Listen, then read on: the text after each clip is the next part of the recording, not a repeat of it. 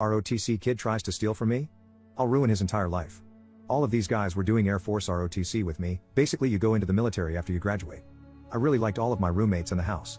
Except for one of the dudes that was already living there.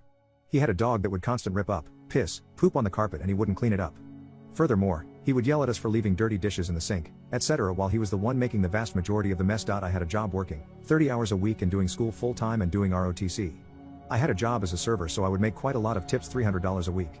I would leave the cash in my room boxed up because I trusted everyone in the house. We were all going to join the military and integrity is a big thing. So I go to deposit my tips in the bank after not going for about a month, and I'm shocked when my cash deposit is only about $200 when I knew it had to be at least $1,200.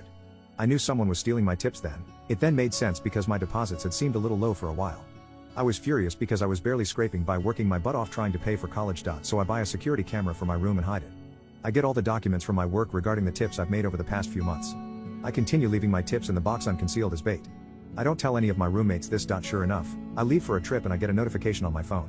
I watch as this mofo that I trusted steals about $300 in cash from me. Well, the next day back from the trip I schedule a meeting with our ROTC commander. I bring him all the evidence and video footage and tell him about my awful experiences with him in my house, with my other roommates as witnesses. Long story shorter, he got kicked out of ROTC and ruined his career. He had to pay me back about $1,000 and had to pay the military back about $9,000. He had been getting paid by them for about a year. In addition, we go to an expensive school and he chose a useless major, so he is stacked high in student debt with no real way out.